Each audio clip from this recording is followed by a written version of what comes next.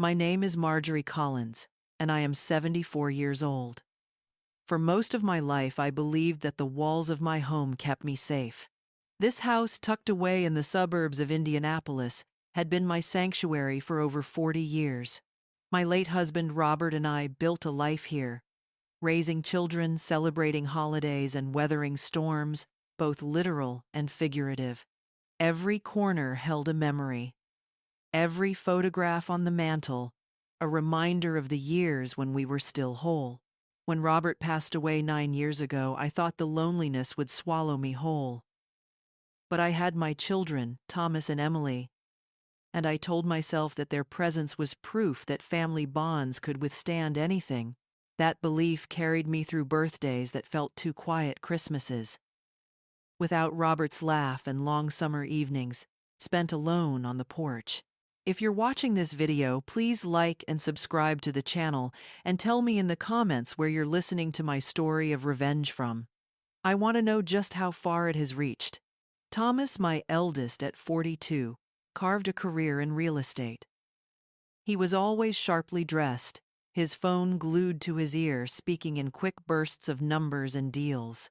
There was a hardness in his voice lately, a tension that did not used to be there. He said he was under pressure, and I tried not to pry. Emily, my youngest at 38, had returned home just 6 months ago after a painful divorce. She brought with her 2 battered suitcases and eyes that looked far older than her years. She spent hours in her old bedroom, the door shut, emerging only for a quiet meal or a muttered goodnight. I told myself it was normal. Families go through hard times. My role was to keep the house warm and welcoming, just as Robert and I had always promised each other. Yet lately, something felt off. I had been more tired than usual, forgetting little things like where I left my glasses or whether I had locked the back door. Headaches would bloom at night, pressing against my temples until I could hardly sleep. When I mentioned it to Thomas, he waved his hand dismissively. "Mom, you are just getting older. Everyone forgets things." Emily told me stress was natural after all I had been through. Perhaps they were right, I thought. Still, I noticed details they did not. The faint chemical tang in the air when the heat kicked on, the way the vents hummed differently since Thomas insisted on supervising an HVAC renovation last winter. At times I awoke in the middle of the night, certain that the house itself was breathing, exhaling something heavy into my lungs. Despite my unease, I clung to routine. Each morning, I brewed coffee in the porcelain mug Robert had given me on our 30th anniversary. I watered the geraniums by the window, wiped down the counters, and read the newspaper as if the world beyond my front yard could still be trusted. I told myself my children needed me as much as I needed them. That was what mothers did. We believed in our children, even when they gave us reasons to doubt. If I had known then what was truly happening inside my home, I would have paid closer attention. But at the time, I thought my biggest problem was the creeping loneliness of old age. I had no idea the real danger was much closer than I imagined, inside my own family. Hidden within the very walls I thought kept me safe. It was a Tuesday morning when I first heard the strange sound. At 6 o'clock sharp, the furnace hummed to life as usual, but beneath its steady rhythm was something else. A faint hiss, like air squeezing through a crack. I stood in the hallway listening and realized the sound came from the vent outside my bedroom. When I leaned closer, the air that rushed out smelled faintly metallic, almost sour. I pressed my hand against the grate. The air was warm, but the scent clung to my skin as if I had touched something chemical. I told myself not to overthink it. Maybe it was just dust or old filters. But a knot of unease settled in my stomach. Later that morning, when Thomas dropped by, I mentioned it casually as I poured him coffee. "The vent upstairs has been making a strange sound," I said. He looked up from his phone briefly and shrugged. "Old houses do that, Mom. It is probably nothing. Do not waste money on another inspection. The system is fine, I made sure of it. I wanted to believe him, but there was something in his tone that felt final, as though the subject should not be discussed again. I nodded, not pushing further. Emily was more sympathetic when I told her later, but her answer was not much different. Mom, you have been on edge since the divorce. Maybe you are just noticing things more. Stress can play tricks on your senses. Maybe they were right. Maybe I was too sensitive. But why then did the headaches always seem worse at night after the heating system had been running for hours? The next morning, the sound returned louder this time. I found myself standing in the living room staring at the ceiling, following the damp echo of the hiss as it traveled through the ducts. A sudden memory flashed across my mind. Robert years ago reminding me that our house was only as safe as the care we gave it. Never ignore the small things, Marjorie, he had said. A leak, a crack, a smell, it is always the small things that reveal the truth. That memory pushed me to act. I waited until Thomas was at work and Emily had shut herself in her room, then went to the phone book and searched for local HVAC repairmen. My eyes landed on the name Victor Ramirez, a man with good reviews. I dialed his number with trembling fingers. His voice was calm, professional. "I can be there tomorrow morning, ma'am," he said. Relief washed over me. But when I later mentioned the appointment to Thomas, his reaction chilled me. His jaw tightened, and he slammed his coffee mug down harder than necessary. Why would you call someone else? Did I not already have everything replaced last winter? Do not waste money, Mom. Cancel it. There was anger beneath his words, sharper than I had ever heard from him. My heart pounded, but I forced a smile. It is just routine, dear. Probably nothing. He stared at me for a long moment before nodding curtly. But I could see it in his eyes, the flicker of something like panic. And that was the moment I knew whatever was wrong with my house, it was not just faulty equipment. Something else was happening. Something my own children did not want me to uncover. Victor Ramirez arrived the next morning exactly on time. He was a man in his early 50s with steady hands and kind eyes that made me feel immediately at ease. Dressed in blue coveralls and carrying a worn toolbox, he looked every bit the professional. "Good morning, Mrs. Collins." He greeted me with a warm smile. "You said you have been hearing unusual sounds from your vents." "Yes," I said, leading him inside. "There is a hiss near my bedroom, and sometimes the air smells strange." He nodded thoughtfully, his gaze moving across the walls and ceiling. "Let us start with the main system. The basement access is through the kitchen, right?" I froze for just a moment. The basement had always been a place of comfort for me, a space for laundry, Christmas decorations, and old photo albums. But lately, even stepping near the door made my stomach twist. I tried to push the feeling aside and pointed him to the narrow staircase. Victor descended with the ease of someone who had done this 1,000 times. I stayed at the top of the stairs, listening to the creak of each step as he disappeared below. The silence that followed was suffocating. Only the occasional clang of tools and the muffled scrape of metal against pipes reassured me that he was working. After several minutes, his voice floated up. "Mrs. Collins, could you come down here for a moment?" Something in his tone made my knees weak. I hesitated, clutching the banister before slowly making my way down. The basement smelled faintly of damp concrete and cleaning supplies. Nothing unusual at first, but when I turned the corner, I saw Victor crouched beside the furnace, his flashlight trained on a section of piping I had never noticed before. "What is it?" I asked, my voice barely above a whisper. He glanced up at me, his face grave. "This does not belong here." I stepped closer. Between the ordinary pipes was a smaller set of tubes, translucent, carrying thin streams of colored liquid. They connected to a metal box about the size of a bread loaf, fitted with blinking digital timers.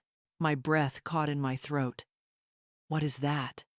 Victor straightened, wiping his hands on a rag. It is not part of any HVAC system I have ever seen. These tubes are feeding directly into your ventilation ducts, specifically the ones leading upstairs. To my bedroom, I whispered, remembering the sour smell the nights of headaches. He nodded grimly. Yes, Mrs. Collins, someone installed this intentionally. It is delivering something into the air you breathe. I staggered back, gripping the edge of the laundry table for balance.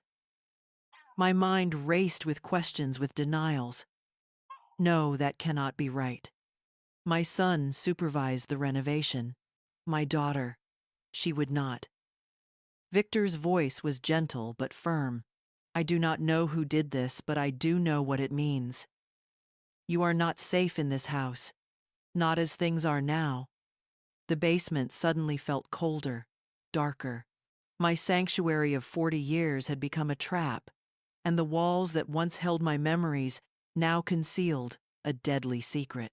I stood frozen in the basement, staring at that strange metal box, as if it were some kind of monster crouched in the shadows. The blinking red numbers on the timer felt like a heartbeat, steady and menacing. My voice shook when I finally found the courage to speak. Are you saying someone is trying to poison me?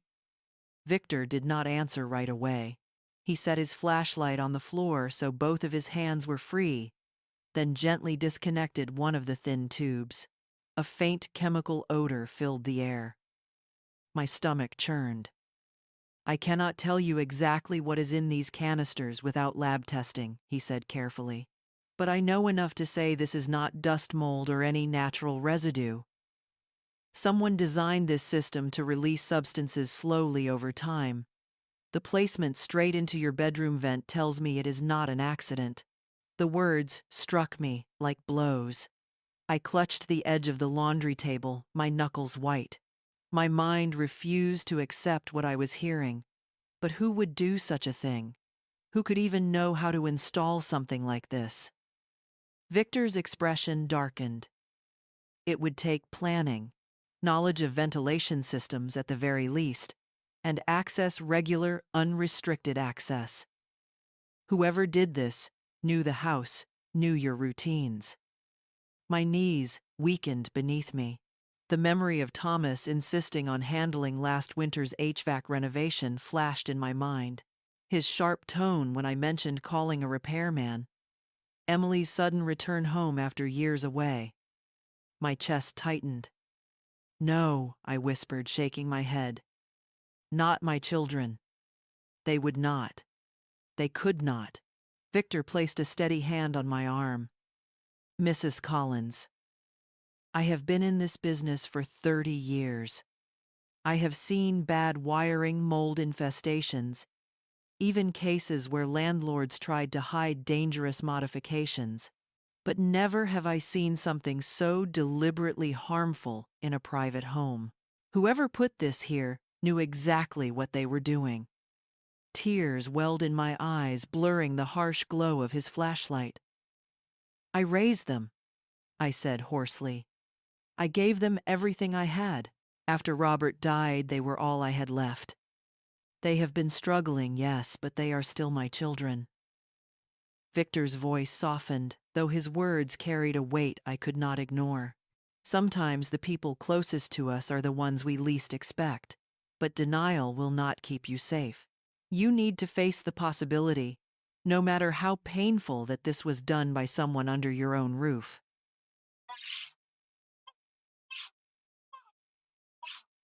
I staggered back, pressing a hand to my mouth. The faint headaches, the fatigue, the way Thomas brushed off my concerns, Emily's distant sadness. It all began to look different under the harsh light of suspicion. For the first time in my life, I was afraid not of strangers lurking outside my door, but of the two people I had once believed would never hurt me, my own son and daughter. I don't remember climbing the basement stairs. My body moved, but my mind felt disconnected, floating somewhere above me. In the kitchen, I gripped the counter as though it could anchor me to reality. Victor followed close behind, his toolbox in hand and a grave look on his face. "Mrs. Collins," he said firmly, "you need to call the police. Right now. This isn't just a maintenance issue. It's a crime, an attempt on your life." The word crime struck like a hammer. My knees wobbled, and I had to pull out a chair before I collapsed. The police? No, that will ruin everything. If I'm wrong, if Thomas or Emily had nothing to do with this, it will destroy our family. Victor crouched so his eyes met mine.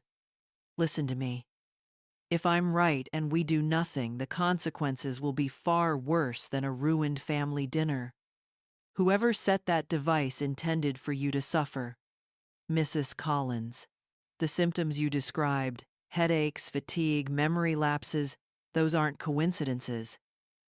They're warning signs. You don't have the luxury of pretending anymore. His voice broke through the fog of my denial. With trembling hands, I picked up the phone and dialed 911. My words spilled out shakily.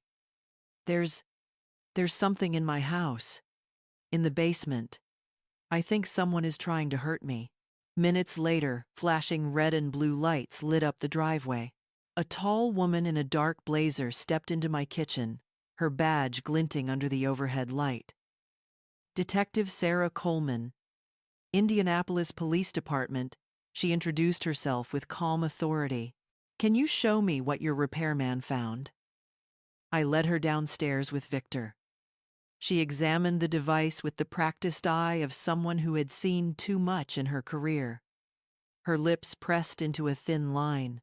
"This is sophisticated," she murmured, snapping photos. Not a random prank. Whoever installed it had knowledge, time, and motive. The word motive stung like acid. I didn't want to hear it. Didn't want to think about why my children might ever wish me harm. Back upstairs. Detective Coleman pulled out her notepad. "Mrs. Collins, I have to ask some difficult questions. Who has regular access to your home?" My throat tightened. My eyes drifted toward the staircase where Emily's slippers still lay neatly at the bottom step. "My children," I whispered. "Thomas and Emily. They both live here." Victor shot me a sympathetic glance, but Sarah's expression didn't waver. "I understand how hard this is, but I need you to be honest. Has either of them seemed unusually interested in your health finances or the house itself?" "Lately." I swallowed hard. Memories rushed back, Thomas urging me to sign over power of attorney Emily, suggesting I sell the house and move into assisted living. At the time, I thought they were being practical, even protective. Now their words echoed with darker meaning. Sarah nodded as I explained. "We'll start with surveillance," she said. "Microphones in common areas, discreet monitoring outside. If they're involved, they'll eventually reveal themselves. But until then, Mrs. Collins, you must act as if nothing has changed." The idea made me shiver. Pretend everything was normal, while I lived under the same roof as people who might be plotting my death. It felt unbearable. Yet Sarah's voice was firm. "If you confront them too soon, you'll tip your hand. We need them to make the mistake, not you." When she left that night, I locked the doors behind her and leaned against the wood, my chest heaving. The house was silent, but for the first time in my life, silence didn't comfort me. It terrified me. The morning after Detective Coleman left the house felt heavier, as though every creak of the floorboards carried a secret. I moved carefully, rehearsing normalcy in every step. My children couldn't know the truth that the police had been here. that the basement had been inspected, that I was now playing a role in a silent, dangerous play. Thomas came by, early suit, pressed phone, buzzing non-stop. "You look pale, Mom," he said, frowning as he buttered his toast. "Are you sleeping at all? Maybe you should let me schedule a doctor's appointment. It'd be easier if I handled things for you." Handled things. The phrase tightened my chest. I forced a small laugh. "I'm fine, dear. Just a bit of age catching up to me." He studied me for a long moment, eyes sharp in a way that felt less like concern and more like calculation. Then he nodded, satisfied, and left for work. Emily came down later, still in her pajamas, her hair pulled back carelessly. She fixed herself a bowl of cereal and sat across from me at the table. "Mom," she said softly, almost too casually, "don't you ever feel this house is too big for you?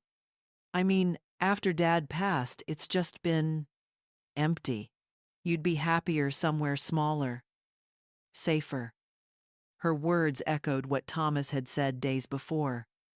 Too big, too expensive, too much for me alone. I stirred my coffee slowly, hiding the tremor in my hand. Perhaps I said, keeping my voice even. "But I love this house. It's where you grew up."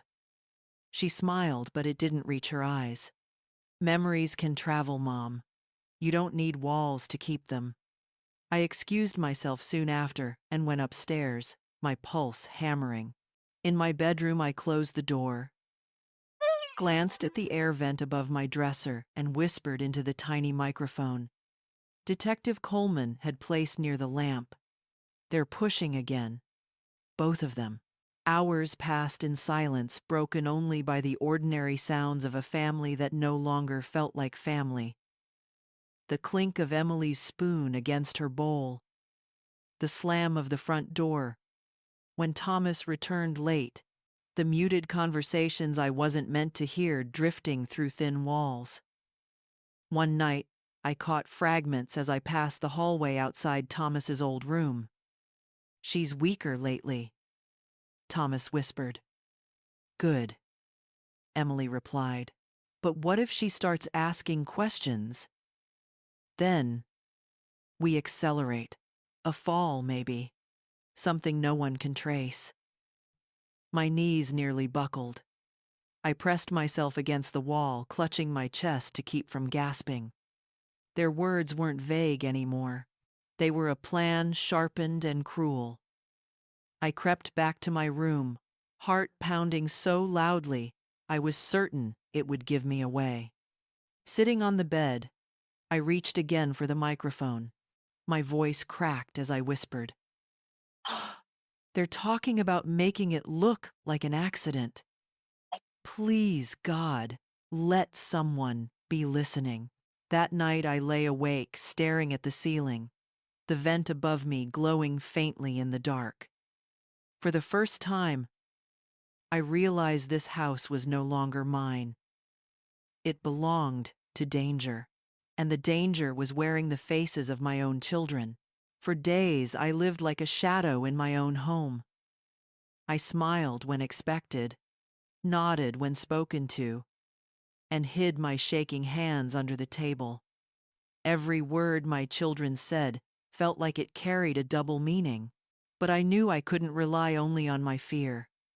I needed something undeniable, something no one could dismiss as an old woman's paranoia.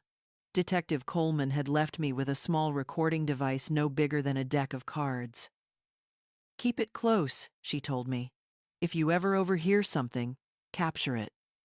Evidence is power." That chance came on a Thursday evening. Thomas came home later than usual, his tie loosened, his face pale with stress. Emily followed him into the kitchen, carrying 2 grocery bags she hadn't bothered to fill properly. Just bread, milk, and a half-empty bottle of wine. They didn't notice me standing in the hallway, hidden in the shadows. "I can't keep waiting, Emily," Thomas hissed, his voice sharper than I'd ever heard. "The creditors are circling. If we don't get the money soon, I'm finished. Emily's voice trembled, but remained steady enough. I know, I know. But pushing her too fast will raise suspicion. If she just keeps getting weaker, no one will question it when the end comes. My fingers fumbled in my pocket for the recorder. With a quiet click, it began capturing their words. Thomas slammed his hand against the counter. It's not enough. The headaches, the fatigue, it's taking too long. They're already threatening me. Do you want to watch them break my legs, or yours? Emily lowered her voice, but I caught every syllable. Then we'll do it another way. A fall down the stairs. She's frail enough. Everyone will believe it was an accident. The kitchen fell silent, except for the hum of the refrigerator. My heart pounded so hard, I thought they'd hear it through the wall. My children, the ones I had nursed through fevers, taught to tie their shoes, kissed goodnight, were calmly plotting the end of my life as though it were a business transaction. I clutched the recorder until my hand ached. At last I had proof. Proof that no lawyer could twist, no excuse could erase. But proof is a dangerous thing to hold when the guilty are under your roof. I slipped back to my room, locking the door behind me. With trembling fingers, I whispered into the microphone Detective Coleman had left. I have it. Their voices. Their plan. That night, I didn't sleep. I sat upright in my chair, clutching the recorder like a lifeline, replaying their words until they etched themselves into my soul. The children I thought I knew were gone. In their place were strangers, strangers who would stop at nothing for money. When dawn broke pale and cold, I called Detective Coleman. I have the evidence, I said, my voice steadier than I expected. It's time to stop pretending. My children are trying to kill me. Detective Coleman moved quickly once she had the recording. She told me the plan in a hushed voice over the phone. We'll stage a family dinner. Act normal. We'll be listening from nearby. If they press you again about your will, your health, or the house, let them talk. We'll take it from there. The thought of sitting across from Thomas and Emily knowing what they intended for me twisted my stomach. Still, I agreed. Survival demanded courage I never thought I'd need. That evening, I set the dining table as if it were any other Thursday. Roast chicken, potatoes, green beans, meals I had cooked for them since childhood. My hands shook as I lit the candles, but I forced my smile into place when they came in. "Smells wonderful, Mom," Emily said, sweetly kissing my cheek. Her eyes, however, scanned the room like a hawk. Thomas poured himself a glass of wine immediately, muttering about his stressful day. We ate in silence for a while, the clink of cutlery almost deafening. Then Thomas cleared his throat. "Mom, you should really think about signing those papers. The house is too much for you and the medical bills won't get easier." "Let me take care of things," Emily chimed in smoothly. "He's right. You've looked worse lately. We just want to make sure everything's in order before something happens." Their words cut deeper than any knife. My heart raced, but I held steady, glancing at the lamp where I knew the police microphone was hidden. "You may be right," I said softly, "but I'll need time." Thomas leaned forward, his voice low and sharp. "Time is exactly what we don't have." The moment hung heavy in the air. Then, before either could press further, the front door burst open. Officers swarmed the dining room, their voices commanding Indianapolis police. "Don't move!" Thomas dropped his glass wine, spilling like blood across the tablecloth. Emily froze, her fork clattering to the floor. For the first time in months, I felt safe. The performance was over. My children's masks had finally been ripped away. The weeks that followed felt unreal, as though I were living in someone else's story. Detectives combed through my house, photographing the device, collecting the liquids, and bagging every scrap of evidence. The notebook they found in Emily's room, filled with dates, my symptoms, and dosage adjustments, sealed the case. At the trial, I sat in the front row, hands trembling, as I watched Thomas and Emily escorted in wearing orange prison uniforms. My children, my flesh and blood. Yet when they took their seats at the defense table, their faces were stone, no remorse, no shame. The prosecutor laid everything bare: the financial debts Thomas had hidden, the failed divorce settlement that left Emily desperate, and their careful plot to inherit nearly $1 million. The jury listened in horrified silence as the recording I had captured played aloud. Hearing my son's voice speak so coldly about my death made my stomach twist. Their lawyer tried to paint me as confused, suffering from age-related paranoia. But the evidence was overwhelming. The device, the chemicals, the surveillance recordings, their own words. After 3 weeks of testimony, the verdict came swiftly. Guilty on all counts. Conspiracy to commit murder, attempted elder abuse, financial exploitation. Thomas was sentenced to 25 years in prison, Emily 20. As the gavel struck, I felt no triumph, only grief. The children I had raised were gone, consumed by greed. Yet justice had spoken, and the law had given me back my life. 6 months have passed since the trial, yet some nights I still wake, gasping, convinced I hear the hiss of that cursed vent. The house that once held 40 years of love now feels like a mausoleum of betrayal. I sold it not long after the sentencing, knowing I could never again walk those halls without remembering what my children had planned for me there. I bought a modest apartment overlooking the ocean in Florida, where the salty breeze clears my lungs of both poison and sorrow. My days are quieter now, coffee on the balcony, books stacked beside my chair, the waves whispering forgiveness I can't yet give myself. Victor Ramirez visits when he can, sometimes with his wife. He's no longer just the man who saved my life. He has become a friend, a reminder that kindness can come from unexpected places, even strangers. He once told me, "Blood makes you related, but loyalty makes you family." I hold those words close. I've also begun volunteering with a local group that supports elderly people facing financial or emotional abuse by relatives. Each time I sit with another gray-haired woman trembling with shame over what her children have done, I tell her, "You are not alone."